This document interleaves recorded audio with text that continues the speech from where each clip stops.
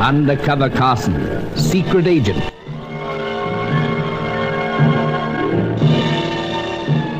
Operation Deathray, an assignment in Rio.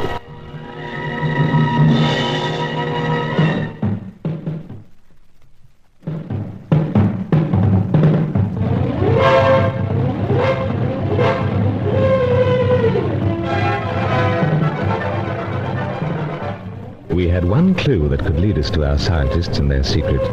Mama Rosa, the last word uttered by the dying Carl Schmidt. Angelo, Sir Giles Davenport's swarthy servant, was already on the job there. Meanwhile, other investigation took me back to Helena Jansen's antique shop.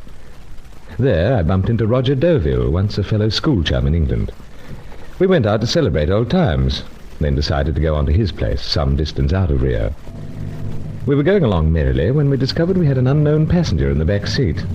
In a thick voice, this stranger insisted that we should drive off the main road somewhere for questioning.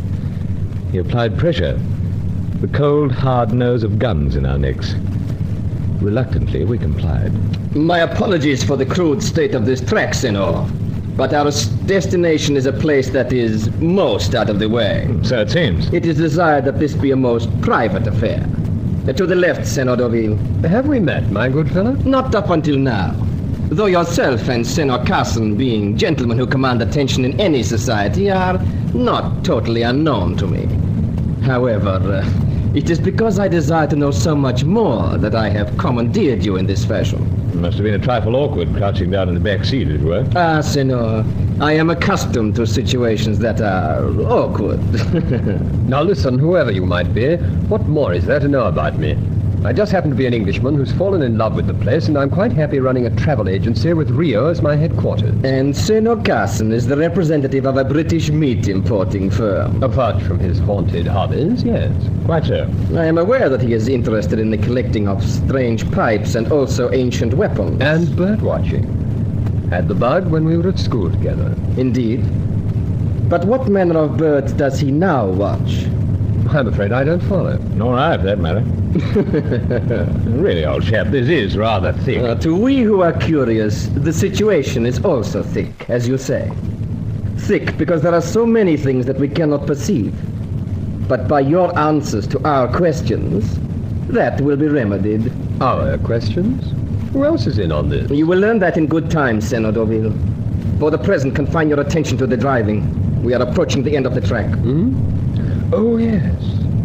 Well, there's a building or something there. It is here that your accommodation has been arranged. The headlamps show up the door. Bring the car to a stop beside it. I'm blowed if I will. I've had about enough of this ordering around from some foul-breathed Rio thug. You will obey my instructions, Senor. Carson! Best do as he says, old chap. Back seat's the box seat. Well, he may be in the box seat at the moment, but you're all right.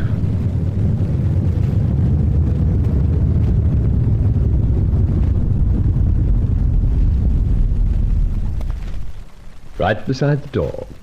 Good enough for you? Excellent.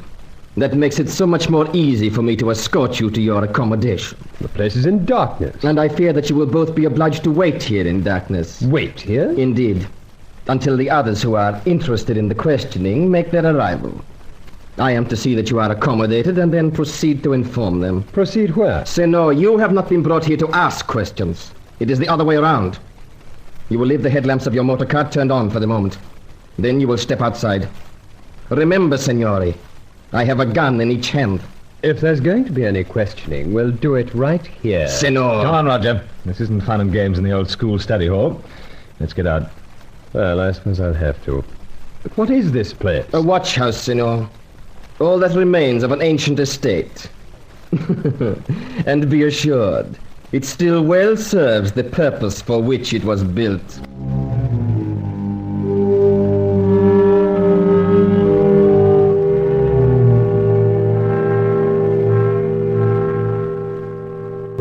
Chance to see what this fellow looked like, for our backs were still to him as he searched us in the light from the headlamps of Deauville's car. But from the shadow that fell on the hard ground near the watch house, I formed the impression that he was nuggety with long arms, suggesting a strong strain of Indian blood.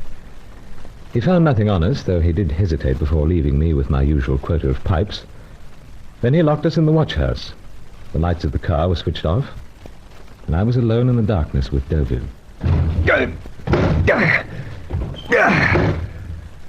The dashed door's as solid as a rock. So, wasting your time shouldering it. And it's padlocked from the outside. It's a pity we couldn't get at that padlock. How so? I used to be quite adept at picking them. I seem to remember something about that at the alma mater. Well, being the bad boy is often more use than schoolmasters realize later in life. Say, old chap, wouldn't go wasting those matches. I can't stand this pitch blackness. True. However, we may need those matches later. But why, Carson? Never know. Maybe a way of getting out of here. What, are you an authority on ancient buildings as well as weapons? Scarcely. Then what? Just a notion, but let's pass. Yeah, fine way for our reunion to end up. Yes, Carson. I was looking forward to boxing on right through the evening. Could do with the first quench of an hour myself. Dusty in here. It is. But dash it all, Carson, why should they want to question us? Whoever they might be. I haven't the faintest. Haven't been using your travel business as cover. Cover? You know, smuggling. No, Carson. Oh, no offence. If we're going to be personal, have you been using your meat importing position as a cover? Well, to a point. You have? Covering my expenses, old man. Oh. Anyway, it must be you. I had the feeling it was you they were more interested in. And why should they be? Life's an open book. School, father's business, army, back to the shelter of father's business. With hobbies thrown in. Possibly keeps me out of mischief, but been wondering what happened to you after we left school. I thought I told you I came out here. Oh, that's right, you did. Couldn't work it out there. Thought your family had some estate in south of France. Oh, I'm the independent type. Yeah, look where it's landed you now. Hold it, old chap. What's wrong? Thought I heard a footstep outside. Our friend back with the rest of the Inquisition? It was a very light step. Steady now. Monsieur Bruce! Hold up. Steady, old chap. Monsieur Bruce! Is that you, Faye? Oui, but oh, are you all right? Apart from being drowned with dust and darkness. Carson, who the deuce? It's Mademoiselle Faye Corelli. Know her? Well, I've seen her dancing at El Rocco and other places. What's she doing here? Curious as you. Faye! I am here to help you, to escape. Well, you'll need to be an expert locksmith. Can you do anything about the padlock on the door? Oh, no. But, Monsieur Bruce, I am terrified for you. I come all this way and now I can do nothing. Precisely. How did you get all this way? It was not comfortable, Monsieur. We'll hear that later, Faye. For the moment, we need your help to get us out. Carson, how can she? First, I slipped my box of matches under the door. Ready, Faye? I have them. Now, listen to me. Have you got some crazy idea about trying to burn this place down? It's stone, solid stone and iron. Not question of burning way, blowing way. Blowing way? So, strike one of your matches so I can check the gadget. But what? Strike match, then see. Just as you say. What the blazes is that? Fuse, detonator, explosive charge, all in miniature. 10-second delay. Where'd it come from? Out of pocket, old chap. Where else could it? But you were searched. Seems fella missed it. Faye, I am waiting. coming under door now is explosive charge. Nothing to worry about. Just handle gently. Steady does it. I have it. Now listen. The explosive is plastic. Oui, it feels soft. That's so it can be pressed into the hole of the padlock. Keyhole. Go ahead, but gently. We all know you're a crazy coot, but this is dangerous. So's our position. Monsieur Bruce, the explosive is now in the hole, most of it. Good. Now, unwind fuse. Gently. I am most gentle. Make sure silver thing on end of the fuse still embedded in the explosive. It is. Right. Now, I want you to light the fuse, make sure it's burning, then get round corner of the building. And now, Monsieur Bruce, Quick as you like. I have opened the box of matches. Now I am striking one of them. Carson, what about us? Do you think... It is a light, Monsieur Bruce. Round the corner, Faye. Oui, Monsieur Bruce. And Roger, we'll press against the wall on this side of the door. Should be safe enough. Carson, if we get out of this, I'll buy you... Hold it. Can't hear fuse, but 10 seconds must be... You all right, Carson? I bet you like. Especially with that door burst open. But the explosion will certainly attract attention, so let's be on our way.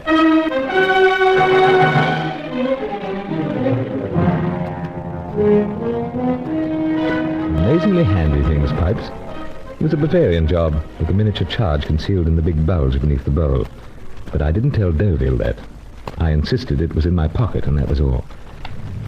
But as we sped away and out onto the highway, he was anxious to know something else, though the lissom Fay wasn't over-anxious to explain. How was I able to rescue Monsieur Bruce and yourself? I'm greatly interested to know, naturally. Oh, I just happened to be there. But how did you get there? To such an outlandish place? That is a secret I tell Monsieur Bruce. Flattered, but scarcely fair to Roger. Well, because I like to raise the eyebrows of Monsieur Roger, I tell. I smuggle away in what you call the boot. In the boot? Of this car? All the way? Oui. What next? Amazing woman, you know, Carson. Let me tell you, Monsieur Roger, before I am the dancer that I want to be, also I work for a magician. I am sewn into two parts and made to vanish. All that means you must snuggle up in a tiny space for a long time. It was a little rough at the end, though. Bravo, Fay. You are pleased with me? I adore you. I hate to interrupt you two lovebirds, but why, mademoiselle, did you get into the boot? Seems odd. Because I am waiting outside the place where you are entertaining Monsieur Bruce. I see the dark man slipping down into the back seat of your motor car. Oh, there is trouble for my friend, I think. So, just before you drive away, I slip myself into the boot. And if I might ask a question, why were you waiting outside for me, Fay? Because, Monsieur Bruce, last night I rang you on the telephone to tell you that I overhear trouble for you. Remember that. I overhear more. And it leads me to believe that the one responsible for the trouble is Monsieur Deauville. Roger? Oh, but after what happened, could anyone suspect him? I should certainly hope not. Or could they?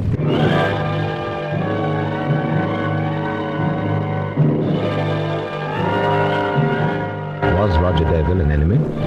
It meant that our meeting and everything that happened had been coldly planned. At the time, I couldn't believe it.